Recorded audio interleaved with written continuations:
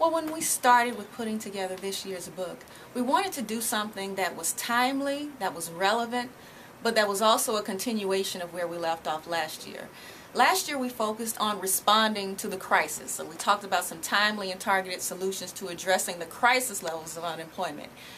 This year, although we are officially in a recovery, we know that in African American communities across the country that isn't necessarily apparent. So this year we wanted to begin to propose some real solutions to those problems, have more of a forward-looking approach to growing the economy, moving beyond just the crisis stage to look at what we need to do to rebuild this country, to rebuild American jobs, and to rebuild the American economy. So what is the main suggestion for the minority community in helping them to bridge that divide, the unemployment divide? Well, we have a number of things in here. Our 12-point plan is really the centerpiece. We open with that. That talks about making investments in workforce development, job training programs. We have an essay in here that addresses education reform. We talk about housing policy reform. All of these things that were the result or directly related to the recession and things that we have long ignored or allowed to grow and fester as a country, that now is the time we need to begin to address these issues. So it's education, it's job training, it's housing policy reform, but also we address the issue of the deficit and the debt. That's not something that we can ignore, but our message is just that it's a matter of timing.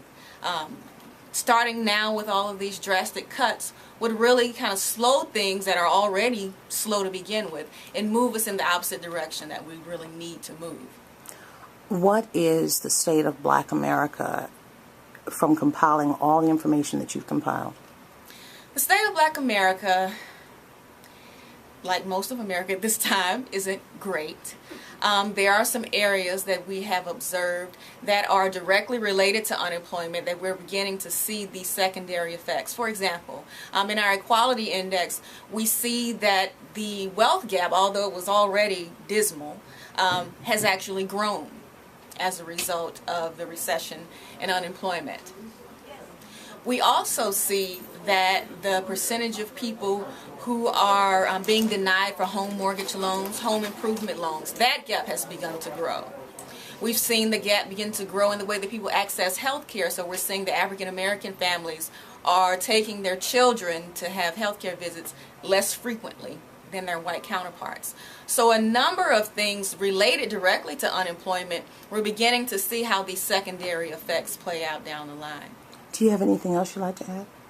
About the State of Black America or Jobs, Rebuild America, the book that you helped compile, that you were the leader in compiling?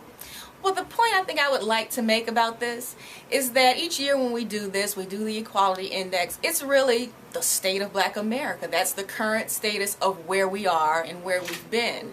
In order for that to change, in order for us to have a new story to tell next year, some things are going to have to happen over the course of the year that is ahead. So I think before people can come and expect for our report to be different, there have to be some things that are done differently in this country. So I think that's really the takeaway from this. We're just reporting the facts. We're just reporting the way that things are. But beyond that, we propose some solutions. We provide some examples of some things that have been done, that have been successful.